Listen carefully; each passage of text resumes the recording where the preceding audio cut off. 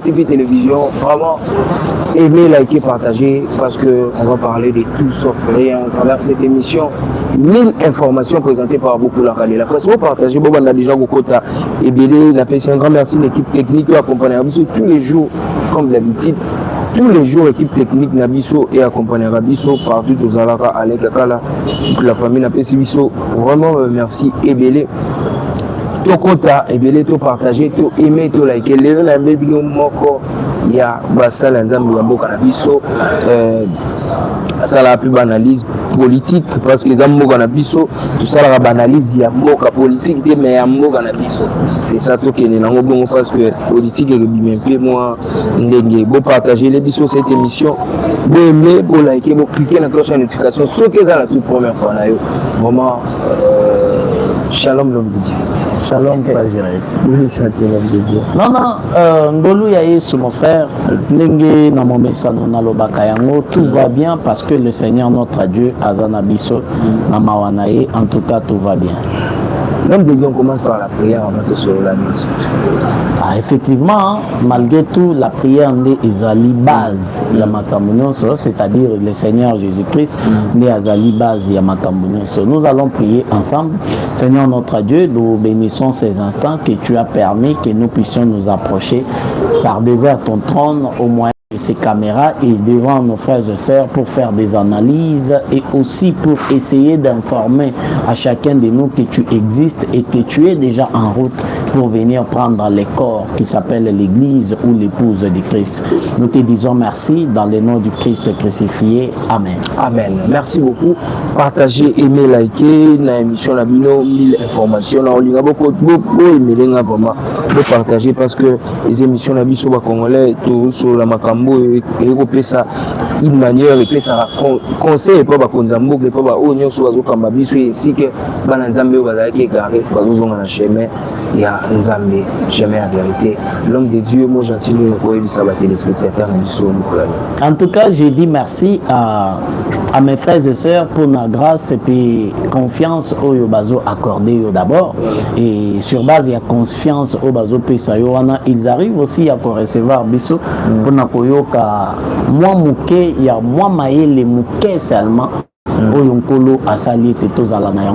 C'est ainsi, je vous dis vraiment merci pour cette confiance-là et pour cette considération-là. En tout cas, que le Seigneur, notre Dieu, récompense tout un chacun de nous par rapport. Et puis par rapport, il y a Nyonso, en tout cas, que le Seigneur, notre Dieu, récompense tout un chacun de nous. Peu aimer vraiment, s'il vous plaît, aimer pour te protéger directement. En fait, on est ici sur le bateau, dans connexion, bilan la Congo dans la problème de connexion. Oui, tu as un problème de connexion, mais si vous pouvez sur un moyen, il permet de que connexion dans la bien, on tient la box. On tient l'antenne, ils ont la bien. L'homme de Dieu, ville, province, ville, province, Kinshasa. Pendant 4 heures ou 5 heures, donc journée, mon bimba, le bâtiment sur la rare pour la vaquer. Ah bon, Kolobaki, ville, province à Kinshasa, c'est trop fort parce que la ville, province de Kinshasa, ils ont composé dans 26 communes.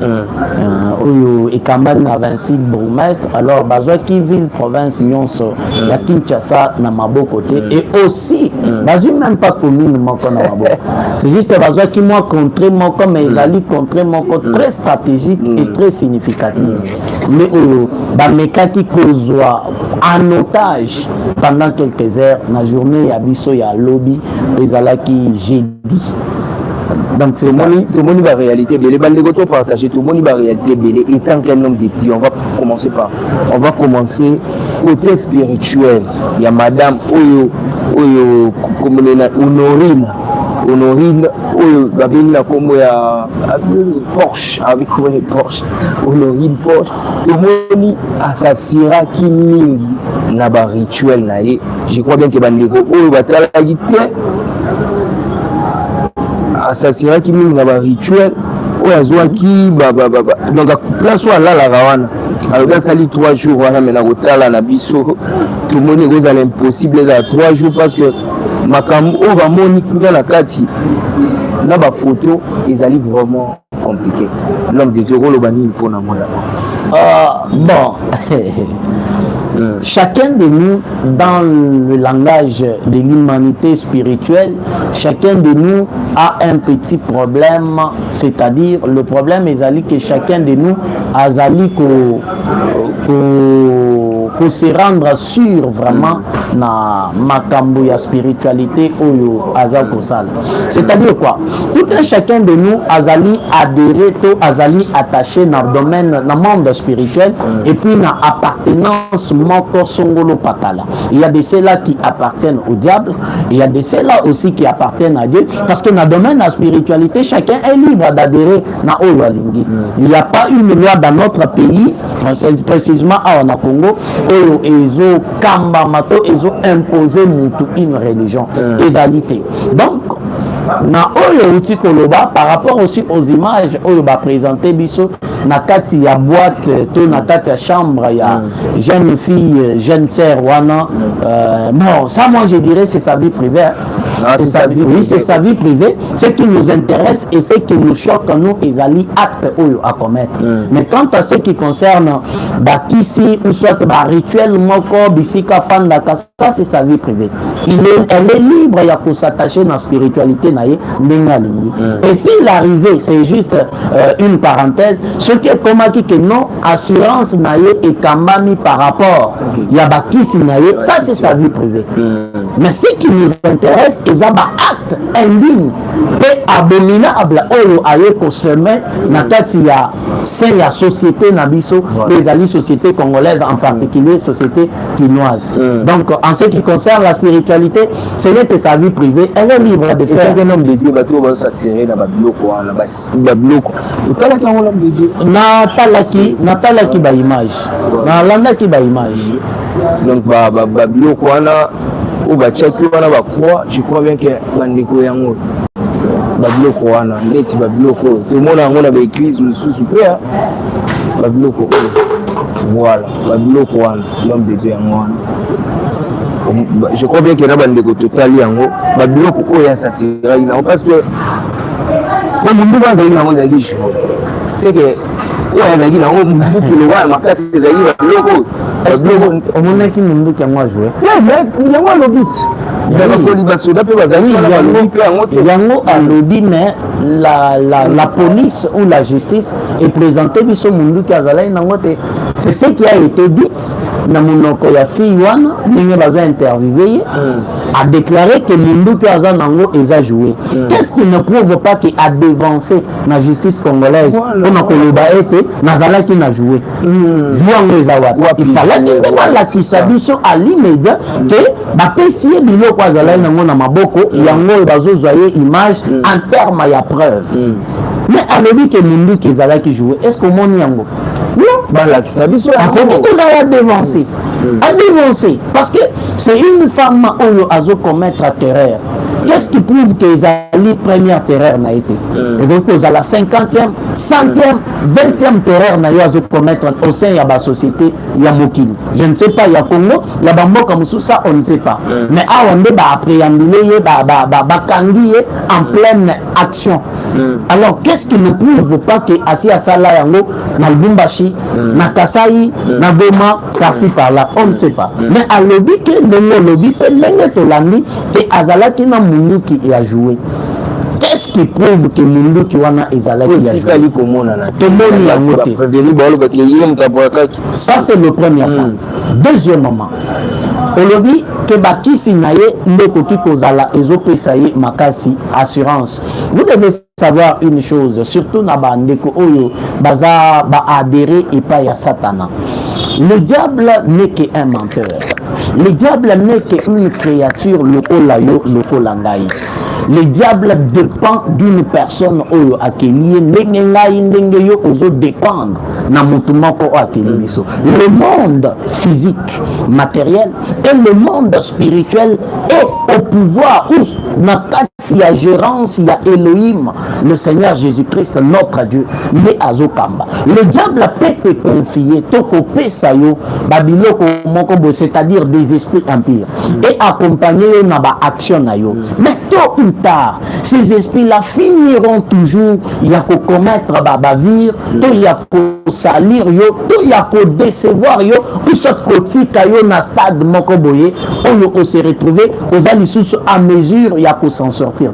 Je peux donner un exemple. Les esprits te peuvent abandonner, na stade il y a que ici et te moki.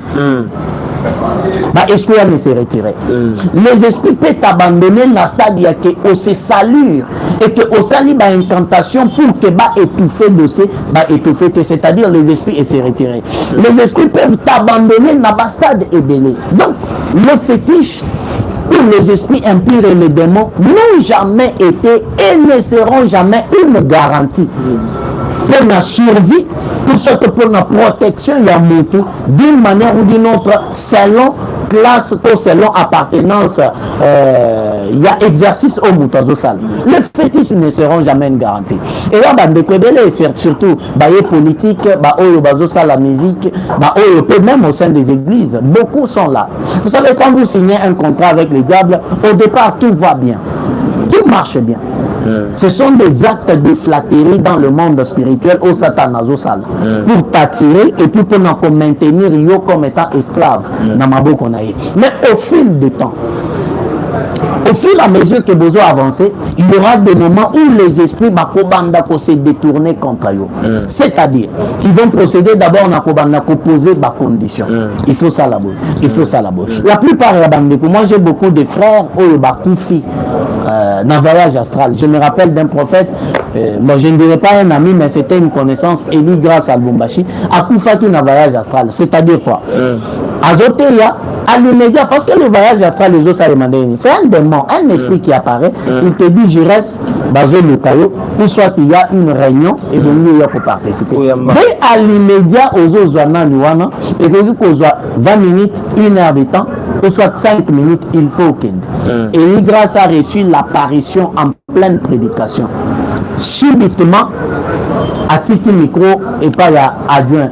Kotambo lazo baloazo kende po kota na bureau akonywana akoyi. Baye bakotier na bureau afandi. Subitement la personne est partie pour de bon. Bamimi en hôpital, on a fait l'autopsie, on a fait tout. Prise cardiaque et l'autre côté, la personne est partie. Pourquoi? Parce que Azalaki membre, il y a appartenance, il y a secte occulte et qu'il est mort par un voyage astral à quel côté Kalakuna Libela. Donc, je crois Nassina Théa à plusieurs reprises sur Bakour, il y a Kabbalah juif, ma chaîne Moko, mais les enseignements sont en ligne sur YouTube. Donc, les fétiches ne peuvent en aucun cas causer une arme assurant pour protéger na makamino sozo sala. Jamais. Jamais les diables eux-mêmes cherchent la protection. Comment vous protéger? Est-ce que les diables cherchent la protection? L'église est en train de déstabiliser les diables à chaque fois. L'église est en train de détruire Makamouya Satan à chaque fois. Les diables cherchent la protection. Les diables se cherchent aussi comment à côté les mapper du colo. Bon, on ça quelque chose. Un peu la macasse. Comment on peut s'affilier à un tel monsieur afin qu'il a protégé. C'est une aventure, mes frères et sœurs. Même aventure que John Moon. Ah, il y a une aventure, moi, non?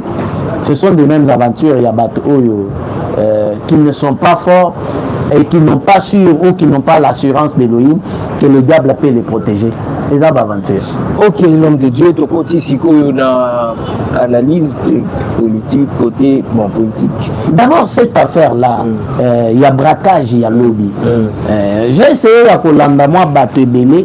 Je n'ai pas vraiment entendu Batebakoti au fond. Mes frères et sœurs, faisons un peu des analyses. Moi, je ne suis pas un politicien. Dans l'analyse politique, dans l'analyse, il y a la situation, il y a un cannabis. On va se poser un peu la question, mon frère. Victoire Ezali milieu moko très stratégique. La réponse est stratégique na Kinshasa. Victoire en fait partie. Est-ce que ces gens-là sont fous? est malade, baya na victoire na 9h du matin. Baya ko ça la terreur au bazo sala. Est-ce qu'ils sont fous? Ça c'est le deuxième point. Victoire, nani, station Yara Bank au Ezali na victoire. Je ne crois pas personnellement que Nakatuana, na coffre Nakatuana, Bakogai Kozalana quelque chose il y a $500 000. Je ne crois pas. Ce bon les aides wana et Kozalaba 200 000, bah ça $50 000. Bayaki au moins plus de 6 à 7 personnes. Plus les chauffeurs au Bayaki na deux Ketchuana. Est-ce que Bakoka qui connaît ma arme a fait? Pour ma collègue pour ça la terreur. Que tu as vu na bango en risque pendant à ciel ouvert pendant la journée pour $100 000. Pour $100 000, 150 000 ou un $200 000. Je ne crois pas. Quand vous allez entrer au fond, vous comprenez que Ezali sabotage du point de vue politique. Sabotage. Oui, soit Ezali baye politique, mais basali yango je n'accuse personne. Soit Ezali sabotage contre le régime. Ezali ko saboter régime. Batouana bakoti na banque na 9h. Mais ça c'est bani ko beta na 9h j'étais na victoire. Tozala ki na yo. Voilà. Si mais ça c'est beti pendant 1 heure, pendant 2 heures, pendant 3 heures de temps. Bazou victoire Mobimba en otage pendant 2 heures. Ezali sabotage. Comme les amis payés. Lorsque bayo coopérer, on va dire que ba policier baza awa à quelques mètres. Parquet ya kalamu ezali pembeni. Voilà. Quand ezala nation ezala kani, quand ezala awa na niveau à victoire, ba benga nguni ceux qui na yebi comme na ngote. Quand ezala non loin, il y a place baye coopérer. Gambela sous la police ezala. Va déjà la police ministre déjà victoire et puis non seulement sa victoire ba service de renseignement et à l'état bazala kebele na victoire. Oui, bazala kebele na victoire. Parce que c'est un milieu moko public fréquenté par beaucoup de gens. Mais ces gens-là, ils ont opéré dans 9 heures, dans la journée, du Kawana, ezali sabotage contre le régime. Parce mais effectivement, il a qu'ici à la face du monde qu'il y a eu des criminels basés sans moko ya ba centre, comme moko ya ba milieu fréquenté à Kinshasa en otage pendant des heures. Fréquenté à Kinshasa, vous avez très bien. Ben, je peux dire, mais ils allaient vraiment première milieu, mais ils allaient parmi les recoins où ils ont fréquenté ma case. Parce que ce que tu as même na rond-point ils fréquenté, mais rond-point fréquentation est 4 ans. À partir il y a 21h, 22h, vraiment circulation ici. Mais victoire, tu as 0h, 1h, 2h. Ils ont 3h même. C'est-à-dire, ils allaient ils allaient beaucoup fréquentés par la population qui noie. Mais Batouana baye ko commettre terreur en pleine journée. Allez-y réfléchir, mon frère. Ils ont erreur, il y a commandé à ville, il y a ministre intérieur. Je te dis, et le Salemi Lobby, ils allaient sabotage. On est en train de saboter les régimes. C'est la toute première information. On est en train de saboter les régimes. On est en train de saboter l'action au régime Azana Katia Kosala. C'est-à-dire, ici même ces fameux Nangala, qui ont mis des petits bandits. Balé, ça littéraire, basu place, il y a victoire en otage presque toute une journée. Parce que l'action n'est qui vers jusqu'à 19h. 19h. Basu. C'est-à-dire, et bon, on a des armes de feu lourd. Beaucoup qui comprennent ça. Premier point. Je laisse aussi la suspense, l'analyse. Segundo, quand vous êtes à la image, et ces gens-là, la police congolaise éthique population tout autour na bango. Tout autour na bango, sans pourtant que protéger la population et que balles perdues et que tout aux hommes. Ces criminels-là, en désordre et mais la police éthique et comme le la film le la théâtre théâtre et comme le théâtre les gens sont là en train de crier. La police n'a pas joué son rôle à 100%. Il y a même à 100 mètres, à 200 mètres. À distance. Les bâtis qui bango à 50 mètres, à 40, à 20 mètres. Vous regardez les images. Bateau bayebi place moi banque waneza, Vera banque na ba place bateau. Il y avait au moins 20 mètres. 20 mètres. Quelque chose à 20 mètres, il y a 15 mètres. La police n'a pas joué son rôle. La troisième des choses, dans un petit cas juste suspense, posez-vous la question. Les criminels, on a baillé coopérer, mon frère. Pourquoi il n'y a pas eu mort d'homme? Pourquoi? Pourquoi voilà pourquoi je te dis qu'il y a sabotage contre le régime. Pourquoi il n'y a pas eu mort d'homme? Parce que ça qui va balle réelle de Bandai Kobetan. Pourquoi il n'y a pas eu mort d'homme? Nous pas profiter. Nous ba otage bazaki na kati banque. Nous ba policier ba baneki ko poussa parce que le criminel là ba baneki ko beta ba balle réelle. Pourquoi il n'y a pas eu mort d'homme?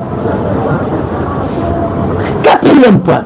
Bakangi ba criminel on a yo le yamako à part la dame là. À part la dame, c'est tout. Il est déjà presque 14h vers Kinshasa. Jusque là, média à mon côté, top nani, média il y a la police congolaise et présenté biso à mon côté. Mais lorsque bazo kanga ba jeune gens na biso yo, ba biso bazo ko c'est la bango ke baza ba kuluna, ba biso baza directement ba robenga garçon ya sala na Molière wana. Aye mango. Lorsque Bakani Koulouna la lichette, mais les gens qui étaient munis des armes à feu, jusque là, il est déjà 14h, Bakani Bango Lobby na 19h. Tirer vraiment la balle réelle. Parce que par rapport à Nengi, Babane au Solanaï, moi la Suana, et puis la police, mais sous Babane au poser la question, Baïbisi Batouana, la police, Baïbisi Wana, Batouana Zotamboula, la militaire, on a été militaire, c'est-à-dire ils étaient des militaires. Mais pourquoi la Kisibiso Bilongina Bangote jusqu'à présent il est déjà 14h? Bakani Bango, tu peux Bakani Bango. Il y a une émission au départ. L'événement qui a eu lieu hier, ma victoire. Ce qui est allé sabotage, la régime noté, c'est-à-dire le politicien. Ils en ont pour quelque chose. Parce que Babou m'a battu. Mais le problème est que pourquoi il n'y a pas eu mort d'homme? Parce que ça qui va balle réelle au Banako de Tamalobi. Bakani Bango juste là, pourquoi va présenter Bisso Bangote? On ne sait même pas la mémie Bango Wap. La dame là n'a pas otage, Bamima qui Bango n'a qu'un coco. On a relaxé les otages après de vérification. Batikan n'a mentionné. Maintenant le reste au Batangaki, les hommes au Bazalaki n'a mentionné. Mais la Brissi le roi, moi mentionné le roi Yimoko. Et Bibi Bongo. Mais jusque là, mais juste on va tirer vraiment balle réelle. Jusque là, Yende Abini comme étant chef d'équipe ou chef d'équipe. Je peux saluer Missoussou. On est en train de réfléchir un tout petit peu. Banque, on est dans Rao Bank, ou soit ba banque nyonso ya mokili. Na Kinshasa awa, ezali na ba caméra de surveillance. Les caméras de surveillance nyonso eza centré na moi serveur moko, o ba tongi moi chambre ya surveillance ezali na ba caméra. Ba criminel wana bazalaki likolo ya étage. Lorsque babali baniko beta bazaki likolo ya étage. Lorsque vous suivez dans des images ensemble dans le image autolandi, vous voyez que la négociation est bandaki kosalema oral. Ce qui est normal. Marabongo. Oral, mais la police congolaise et l'armée qui était là, qui position pour les criminels on bazala qui était dans la chambre ya banque. Mais la caméra de surveillance. Est-ce que pourquoi quelqu'un qui directement dans moi serveur et dans moi chambre il y a surveillance où les a attachés il y a ba caméra non sauté pour bataille. C'est ça. On se pose des questions. Est-ce que banque wana ezali na ba service ya ba caméra de surveillance interne toté? Normalement c'est obligé qu'il faut. Il faut également pourquoi ba procéder qui bon voter. Est-ce que vous avez mes frères et sœurs, est-ce que vous avez une histoire fabriquée? Parce que tout est possible dans ce pays. Au Congo, tout est possible. Nous qui est mon alléger à plastique. Deuxième des choses, bateau au bazar qui accompagner la dame. On a pas de bazar qui pété la fille. Mais mon ami pété. Si c'est bon. L'homme de Dieu charge votre ça responsable à vie. Moi, je n'ai attribué dans mon tout. Bon, moi, je fais des analyses en tant que Congolais. Bon, étant que nani maire de la ville, on peut dire Nazope solution et à poto le Kalamaka. Non mais on a éprouvé d'abord un tout petit peu que le chef de l'État a mon que en tout cas sa population ils allaient vraiment sécuriser à 100%. Voilà. Comment des individus n'a pas arme à fait bazui ville nani rond-point Victoire en otage presque toute une journée. C'est depuis le matin si oui certes Makamboya qui peut reprendre na bakwa misusu oui mais ils ont un danger parce que peut-être à cause de balle, à cause de ça. Non, supermarché, ils allaient fermer, non? Ils allaient mal à gagner pour la bango journée à l'Obi Mobimba. Bah gagner de l'autre côté.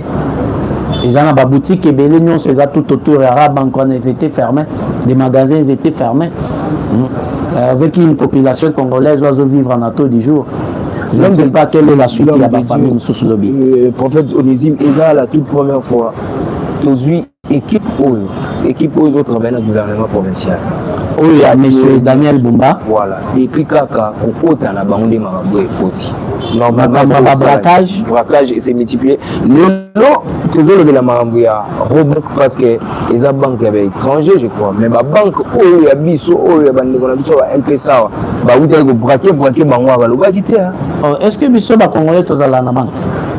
On a bango ya mike bon MPSA Orange Money congolais makamna bango bakipe été misuku to bakufaki oui oyo nde toyeko non bon événement de Salemi Lobby ezali un peu très différent na ba événement de Salemi na ba shop ba mini shop il y a ba transaction monétaire et au Salemi Lobby ezali un peu ils ont un peu très significatif par rapport à Yabaoana. Mais pour attribuer dans le gouvernement provincial, certes, quand vous avez aussi la gérance, il y a ville, dans l'actuel régime, il y a provincial, en tout cas, Bafa est belé, Bafa est belé, on ne peut pas nier Yango. On a attribué charge à personne. J'ai juste seulement fait des analyses par rapport à Makambo Oyo et Salemi Lobby.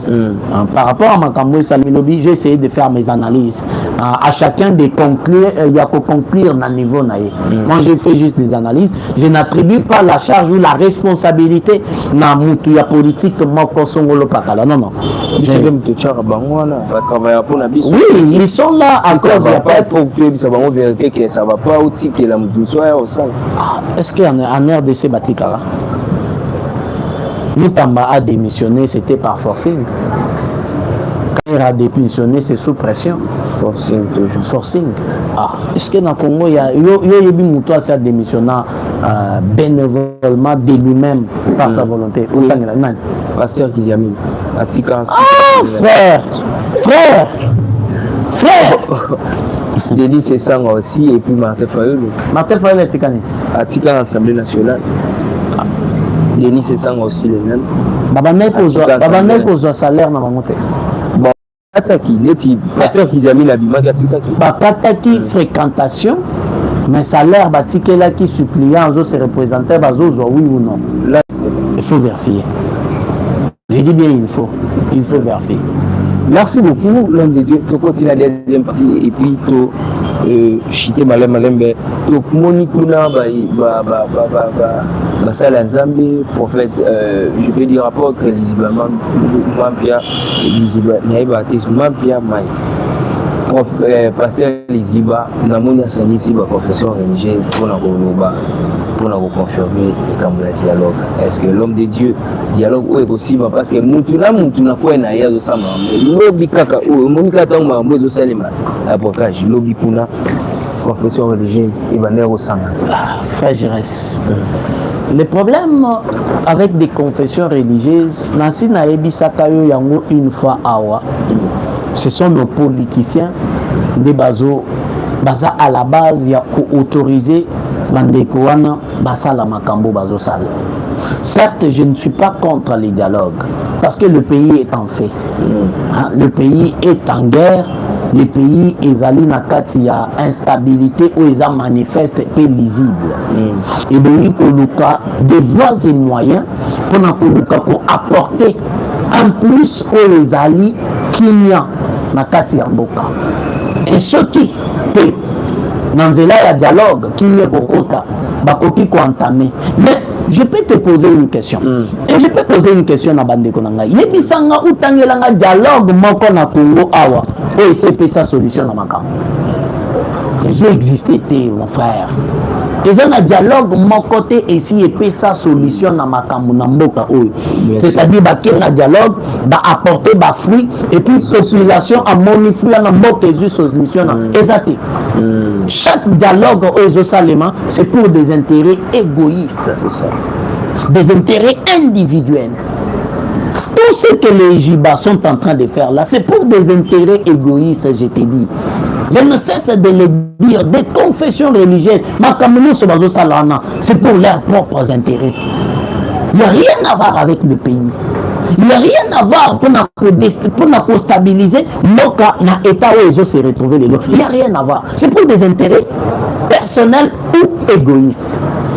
Alors, à tout qui peut parce qu'aujourd'hui, au pouvoir par la politique congolaise, chacun a créé une confession religieuse.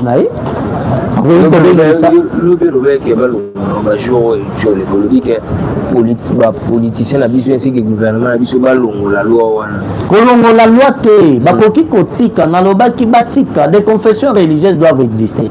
C'est une organigramme interne il y a la religion na kati ya mboka mais kopesaka bango pouvoir autorité wana c'est ce que moi en tant que pasteur je ne suis pas pour parce que ces gens là entre guillemets bamibengi ba pasteur.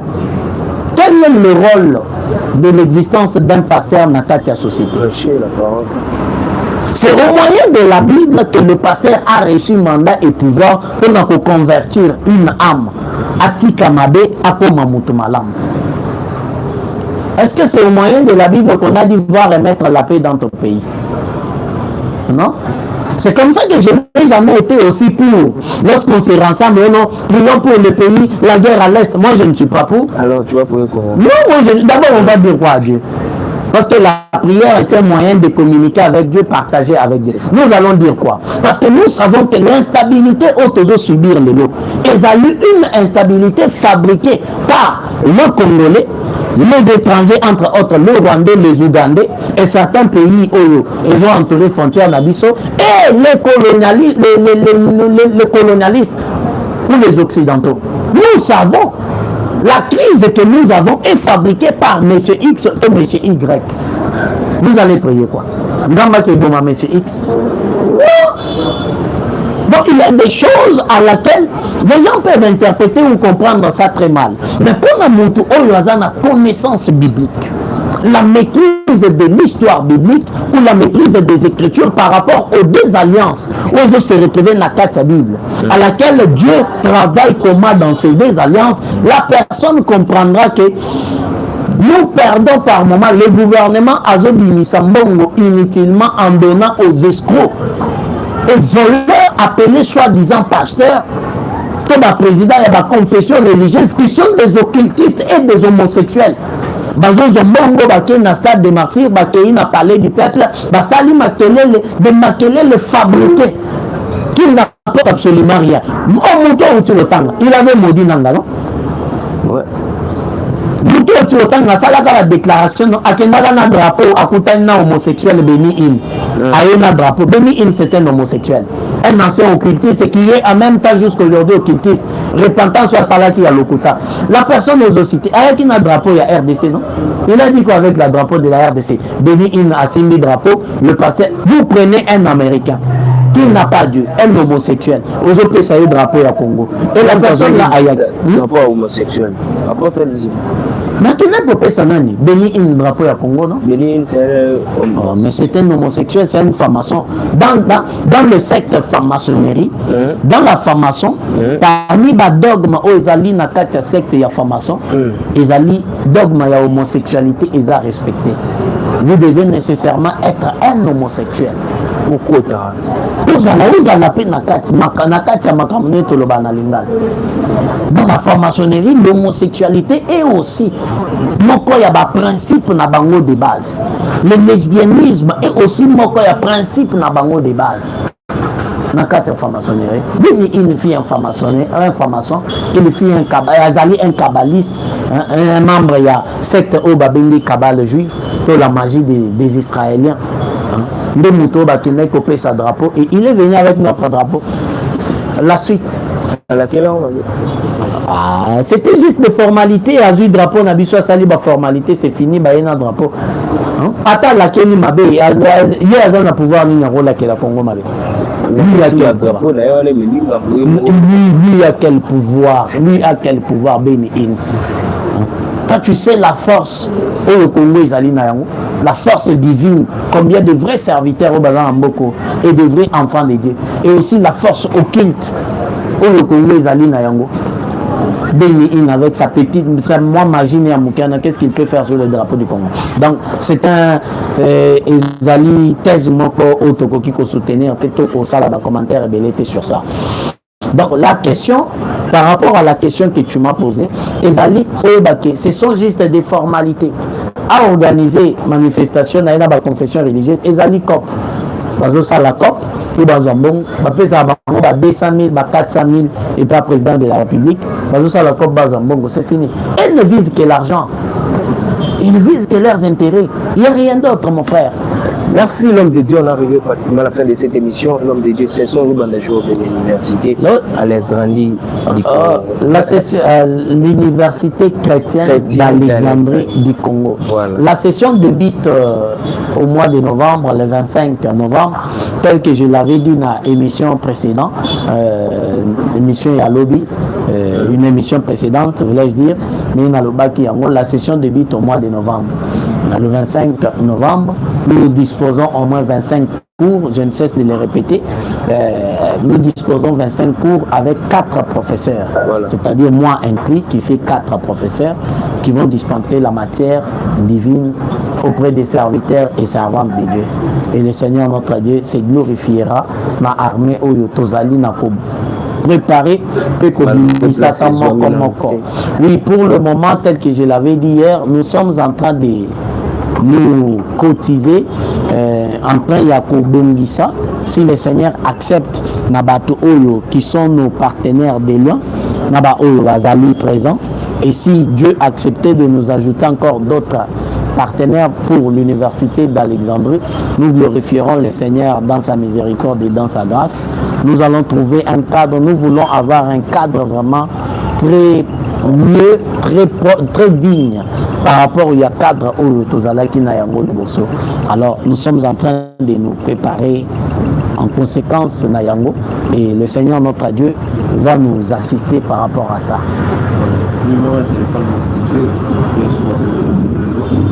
Plus 243 97 77 41 507 plus 243 97 77 41 507.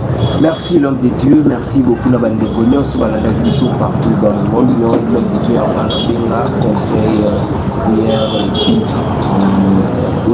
peut-être